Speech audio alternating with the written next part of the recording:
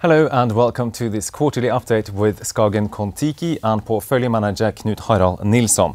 First, Knut Harald, SKAGEN Kon-Tiki is slightly behind its index in the third quarter. Give us a quick recap of what happened the last 3 months. Yes, emerging markets has done fairly well in the fourth quarter. It's up more than 4%. As you said, we're somewhat behind. We don't feel we have got paid for over investments in the quarter, though 3 months is a short period.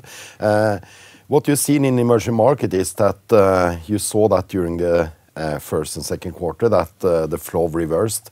I think that is mainly based on some currencies has started to appreciate a little bit. You also seen earnings development in emerging market actually coming in the second quarter quite solid, relatively speaking.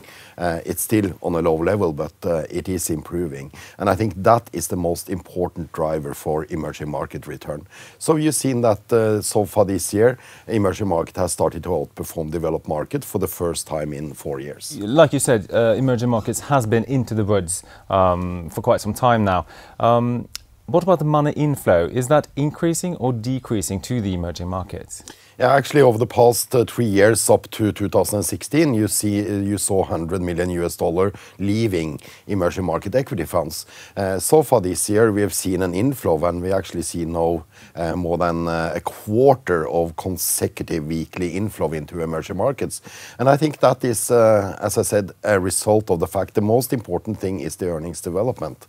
You can talk about rates or whatever you want, but earnings is the most important, and I think that is what's going to catch up, make emerging market equities catch up.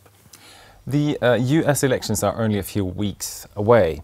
How robust is the SKAGEN Kon-Tiki portfolio with that in mind? We obviously thought about that. I think what is the most risk is companies that are exporting into the US market, which has competitors in the US producing in the US. That is very limited. Our biggest position, Hyundai, they produce 70% of the vehicles sold in the US market, And for Samsung, they don't have any competitors producing in the US market. They produce memory chips in the US market, but you know, everybody else does it. And that is for re-export into Asia to go into consumer goods anyway. So there are some companies that are partly exposed, but it's very, very limited. Like ABB, for example, they got 23,000 people working in the US alone. So you can say it's partly a US company as well. All right. The Fed has announced that it might hike the rates in 2016. In your view, what will affect the markets and indeed the SKAGEN portfolio going forward?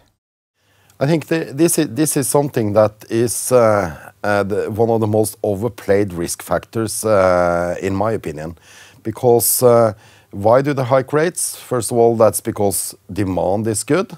So that is positive for all companies selling to the US consumers as well. And so they're hiking rates by 25 basis points. What we've seen historically is that the correlation between a rate hike and emerging market equity return is actually not negative. It's actually positive if you measure it over a period of more than 3 months. So I think the risk of this is clearly exaggerated by the market, in my opinion. Great. Thank you very much, Knut Harald. And thank you very much for watching.